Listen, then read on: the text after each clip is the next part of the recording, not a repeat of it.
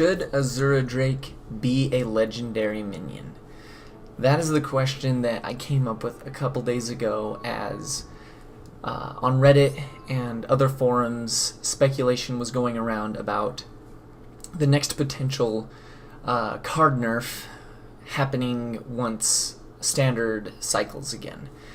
And people were bringing up Gadgets and Auctioneer getting nerfed again, potentially Azure Drake, because Azure Drake for sure is in so many decks. Like basically any deck that isn't just trying to kill you on turn 4 plays Azure Drake. Even a lot of aggro shaman decks have been playing at least one Azure Drake, and some two, obviously. And Azure Drake is such a versatile card. When you look at it, you get to draw a card, it has spell damage, it has okay stats, it's a good like mid-game card, and it's a dragon, so any of the other cards that you may be playing that have dragon synergies, it's great there. It dodges Dragonfire Potion. It's just kind of actually a little crazy, and I was trying to think about it, and I was thinking, what could they do? What are some potential nerfs they could do?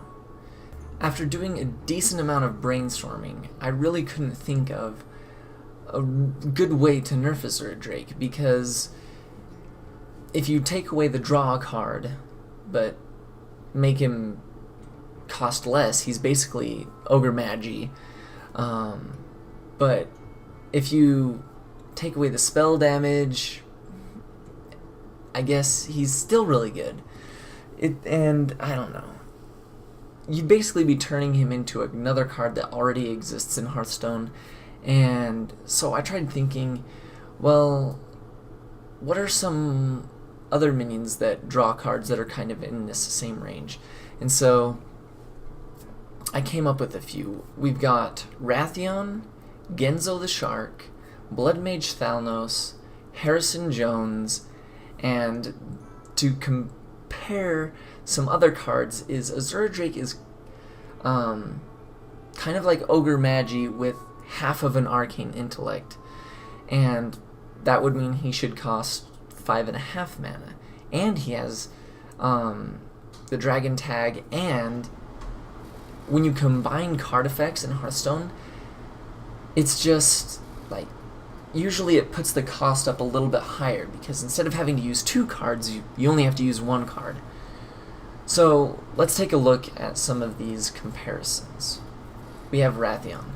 He costs 1 more mana than Azure Drake, he has Taunt, he has 1 more stat, and he doesn't have spell damage, and he's not a dragon. But he's a legendary.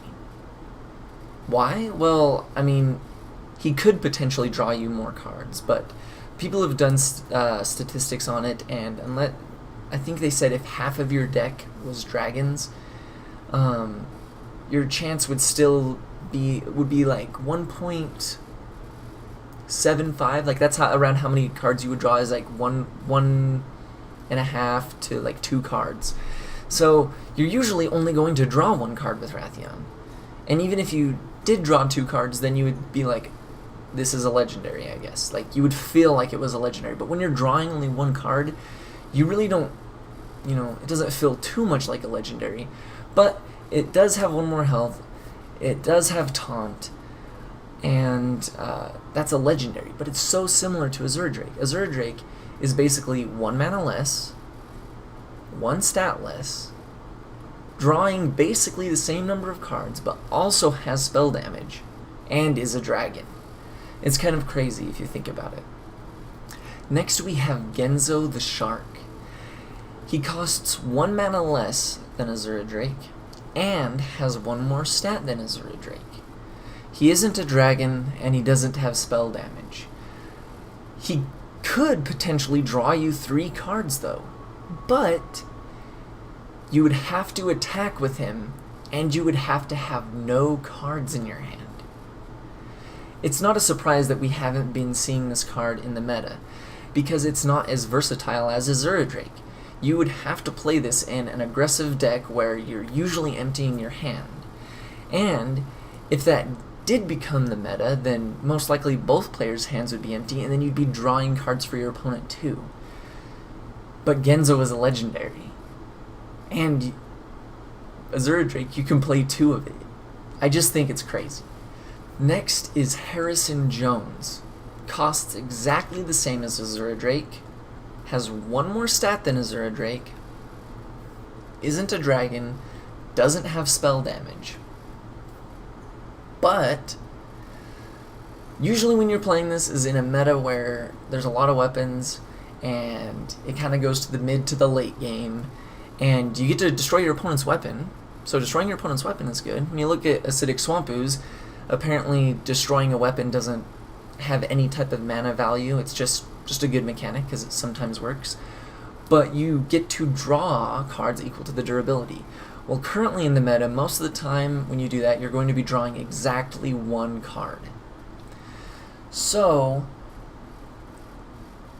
if you look at that in Azure Drake, okay, it has 1 more stat than Azure Drake, and will draw a card and destroy your opponent's weapon, but will only draw a card if your opponent has a weapon.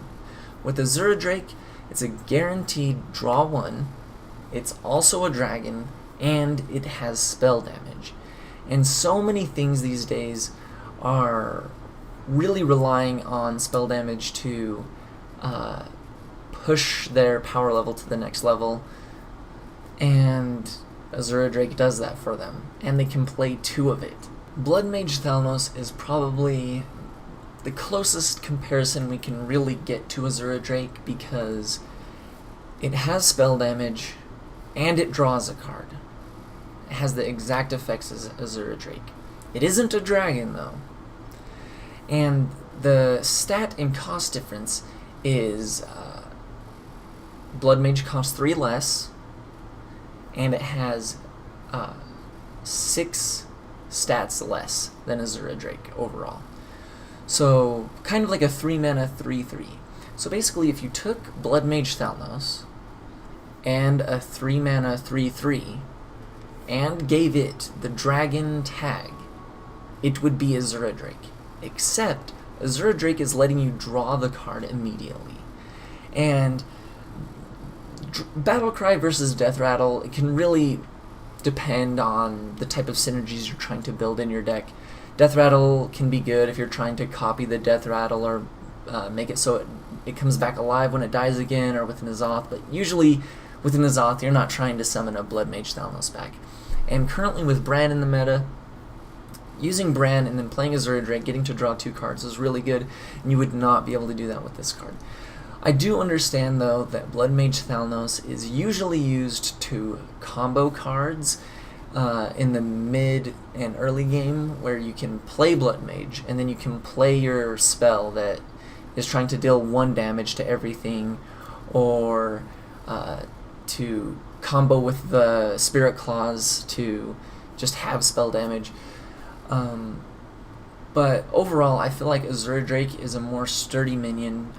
I see Azure Drake all over the place, and I just kind of thought, well, it kind of is a legendary minion that we get to play 2 of, and it doesn't cost 1,600 to craft. It's just crazy. I don't know, I just kind of wanted to start a discussion. I want to see what you guys think. And I mean, I'm sure that Blizzard will not change Azure Drake into a legendary minion, because that would come with a lot of things, such as, well, if they turn it into a legendary minion, what does that do to players in the future that haven't been playing, that haven't already collected Azure Drake? Does that mean that if they want Azure Drake, they're going to have to just open up packs and hope they get it, and then that stops them from getting another legendary minion? Would you actually be happy if you were a free-to-play player, for example, new player, and you open up classic packs, and you opened up a legendary Azure Drake? Would you be like, yes, I love this card, it would probably go in every deck. Go back to when Hearthstone began, and Azure Drake was a legendary card. I'm sure nobody would complain about it. You would see Azure Drake as a legendary card, and a lot of people, you would probably craft Azure Drake as a legendary card because it can just go in every deck. But I mean, there's no way they're gonna do it, because if they do, and then all of a sudden there's a ton of people, like especially Crip, that has probably tens and maybe even 100 Azure Drakes, and if you got to disenchant all of them for 400 dust, and the gold ones for 1600, you would have so much dust, and I don't know. I think it would be a really interesting way to deal with Azure Drake rather than shifting it out of standard or nerfing it into Oblivion. But let me know what you think, and what is the solution?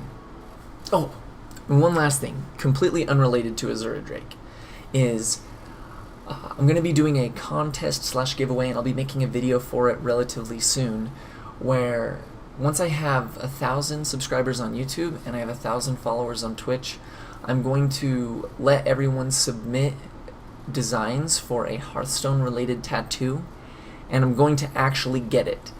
I'll look through all of the designs, I'll pick out some of the best ones, and then I might potentially even let you all vote on which one you think I should get. And I'll get it, and it should be pretty exciting, it should be pretty fun. I look forward to it, and I'll see you guys next time.